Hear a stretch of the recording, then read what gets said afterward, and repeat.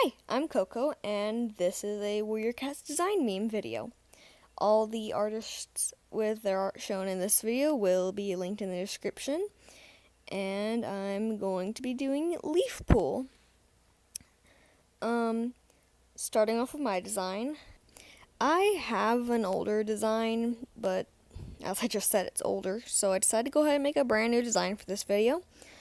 I personally like leafpool, but I do have my issues with her. I like her personality, and I like her story. I like the half-clan trope.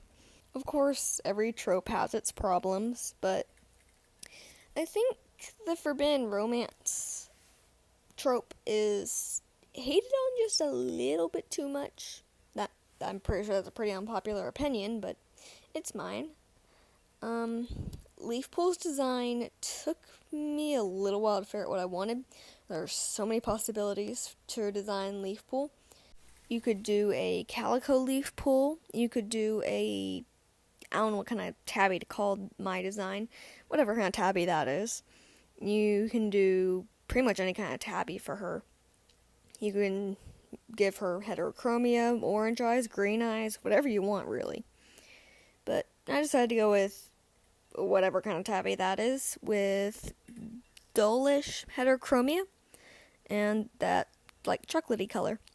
Anyway, moving on to Nifty Senpai's design. I'm pretty sure everyone knows who she is. I think she may be the most popular Warrior Cats designer in the community. I'm not sure how obvious it is, but I am trying to mimic the style of the other artists in this design meme. And I did not expect the eye styles to be so hard to do. You get so used to an eye style after a while that it's hard to do anything else. But I do think I did Nifty Senpai's style and design pretty good compared to a few others. That is, next up is Gecko Zen. I'm honestly surprised I don't hear his art talked about very much. It is a beautiful style. So yeah, I'm surprised I don't really hear his art being talked about very often. Or I don't really think at all. I think I maybe have heard someone talk about it maybe once. But I think this design turned out pretty good. I honestly think it turned out the best out of all of the designs and styles I did within this video. So, definitely the proudest of this, even though it was one of the hardest designs due to how complicated the design is. I would say it is probably the most complicated design in this video. So, going back to talking about Leafpool and her story and just her as a character. She has her flaws, obviously. Do I think she deserves as much hate as she gets? By no means. She is a very complicated character. I don't really think she's one of those characters that you can interpret her in any way. She is sure, you have to look into her more to understand her character, but really her whole story is in the books. You can make headcanons and stuff and AUs, but she, as in canon, is a pretty set-in-stone character, I think.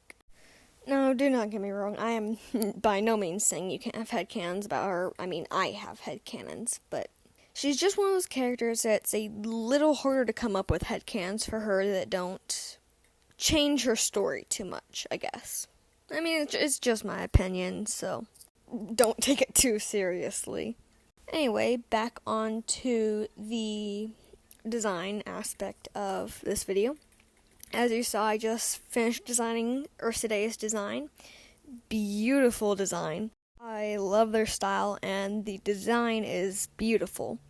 And moving on, I am working on Rose Shard's design now, which I butchered her style. I'm not too happy with how this one turned out. I realized a little too late into the video that I should have changed brush size between each style because, for example, Rochard has a little bit thinner line art than I use.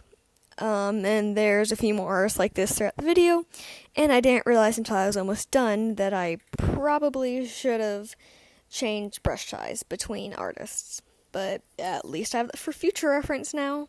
I am really happy with how the eyes turned out for Rochard's design. I think I did pretty good, and this is about from this point forward where the eyes start looking a little better for each style. Not really happy with how I did the eyes for Nipsey Senpai's design. I should have colored the pupils, I realize now.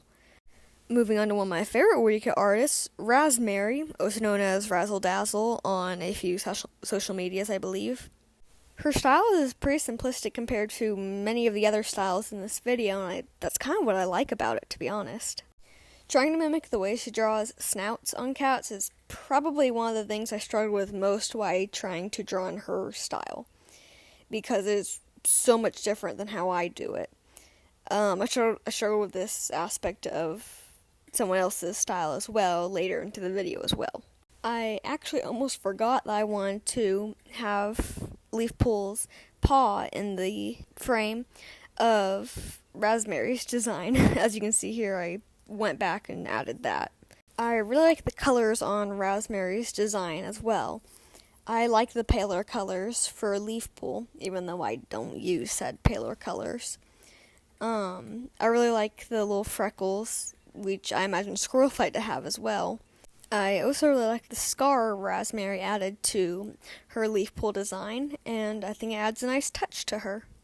And I also like the really bright yellow eyes for Leafpool. I think it fits her well. Moving on to the second batch of designs, I am doing Climb to the Stars design next.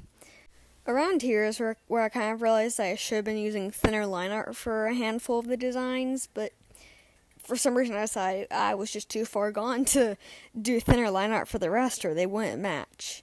I'm not too happy with how the eyes turned out for this. I can't really place what it is, but they feel too human for a cat design. They both look like Climb style and don't at the same time.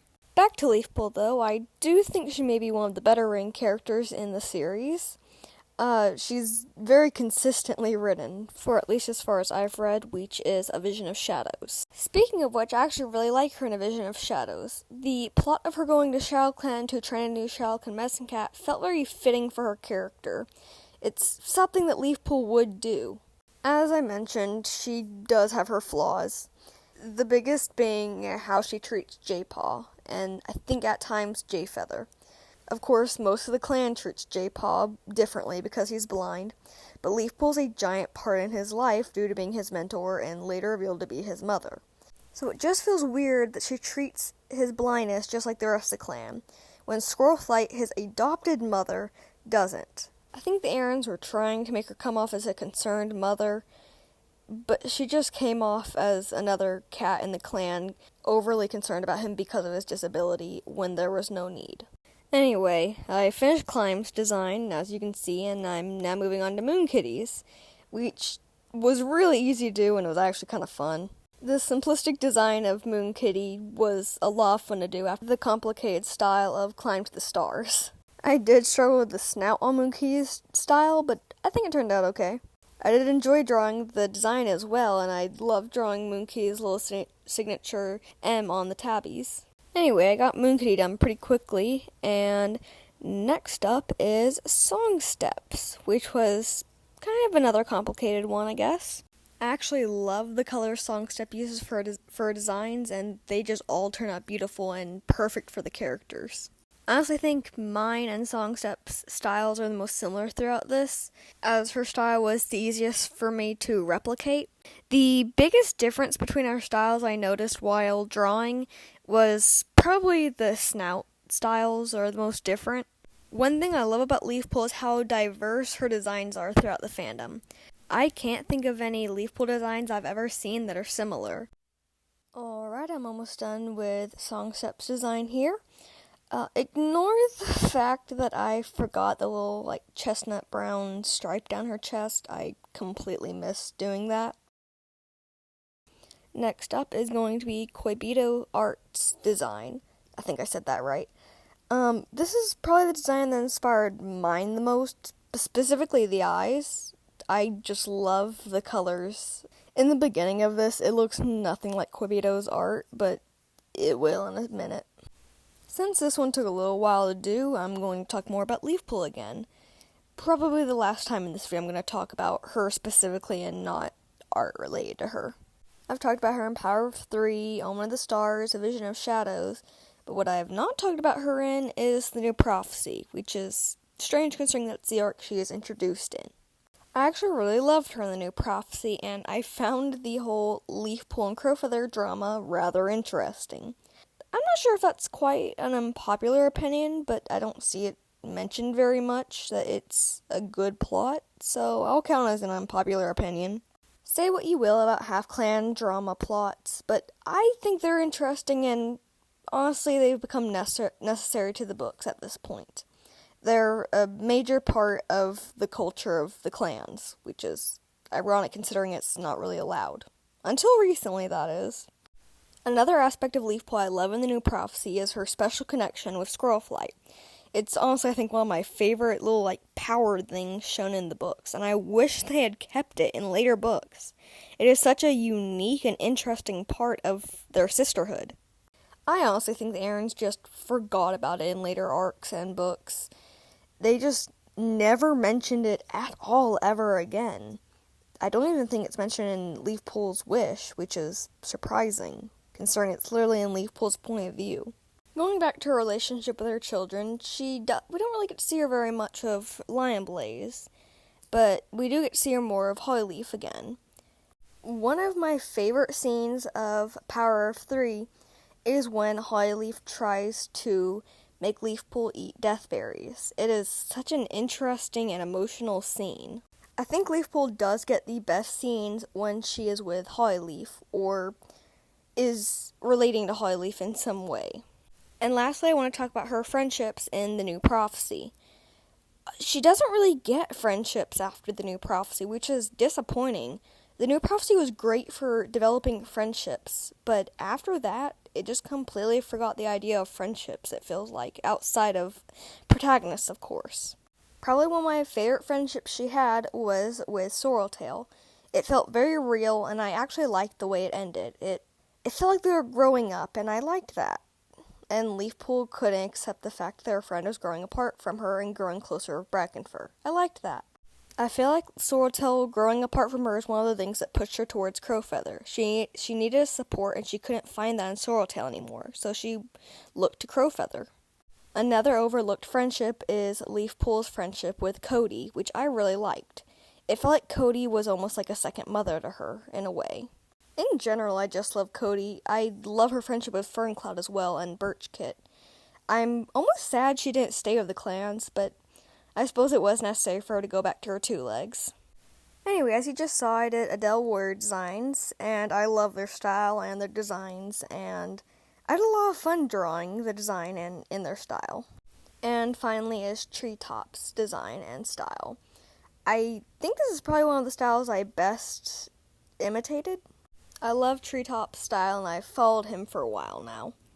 Anyway, that is the end of my design meme with Leafpool. I hope you enjoyed it, and here is the finished art.